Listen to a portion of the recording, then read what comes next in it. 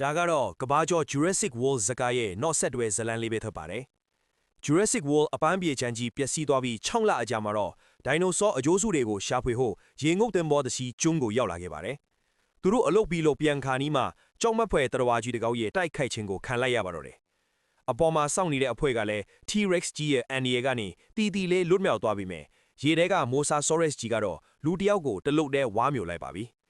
3နှစ်အကြာမှာတော့ကျွန်းပေါ်ကမီးတောင်ကပြန်နိုးလာကကြောင့်ဒိုင်နိုဆောတွေကိုကယ်တင်ဖို့ညှင်းခုန်မှုတွေထက်လာပါတယ်။ဒိုင်နိုဆောကာကွယ်ရေးအဖွဲ့ကကလဲဟာတထေးကြီးဘန်ဂျမင်စီကအကူအညီရပြီးဒိုင်နိုဆောတွေကိုဘေးကင်းရာစီရွှေ့ပြောင်းဖို့စီစဉ်ပါတယ်။အဲ့ဒီအတွက်ဒိုင်နိုဆောလေ့ကျင့်ပေးသူအိုဝင်ကိုလည်းအကူအညီတောင်းပြီးကျွန်းကိုပြန်သွားကြပါတယ်။ဒါပေမဲ့တကယ်တမ်းမှာတော့ဒါဟာကယ်တင်ရေးမဟုတ်ပဲဒိုင်နိုဆောတွေကိုဖမ်းဆီးပြီးငွေနဲ့လေလံပစ်ဖို့ကြံစီထားတဲ့အစီအစဉ်ကြီးဖြစ်နေပါတယ်။ကျွန်းပေါ်မှာမီးတောင်ပေါက်ကွဲပြီးချော်ရည်တွေကြားကနေဒိုင်နိုဆောတွေနဲ့အတူအိုဝင်တို့အဖွဲ့ခက်ခဲစွာလွတ်မြောက်လာခဲ့ရပါတယ်။သူတို့ဟာဒိုင်နိုဆောတွေတင်ဆောင်လာတဲ့သင်္ဘောပေါ်ကိုခိုးကြောင်ခိုးဝှက်လိုက်ပါလာခဲ့ကြပါတယ်။အဲ့ဒီနောက်မှာတော့ဘန်ဂျမင်ရဲ့အိမ်ကြီးထဲမှာဒိုင်နိုဆောတွေကိုလေလံတင်ရောင်းချတဲ့ပွဲကြီးစတင်ပါတော့တယ်။အဲ့ဒီမှာမှပိုပြီးကြောက်စရာကောင်းအောင်ဖန်တီးထားတဲ့ Indoraptor ဆိုတဲ့ဒိုင်နိုဆောတစ်ကြီးကိုထုတ်ပြလာပါတယ်။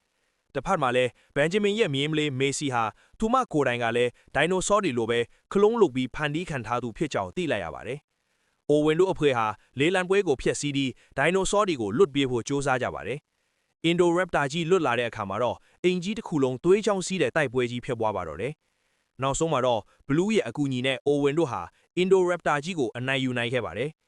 အစိမ့်ငုတ်တွေကြောင့်တေတော့မဲ့ဒိုင်နိုဆောတွေကိုမေစီကသူတို့လည်းငါလိုပဲအသက်ရှိတဲ့တရဝါတွေပဲဆိုပြီးအပြင်လောကထဲကိုလွတ်ပေးလိုက်ပါတယ်။အဲ့ဒီနောက်မှာတော့ဒိုင်နိုဆောတွေဟာလူသားတွေနေထိုင်တဲ့ကဘာကြီးတွေကိုပြန့်နှံ့သွားပြီးလူနဲ့ဒိုင်နိုဆောအတူရင်တွဲနေထိုင်ရမယ့်ခေတ်တစ်ခုကိုရောက်ရှိသွားပါတော့တယ်။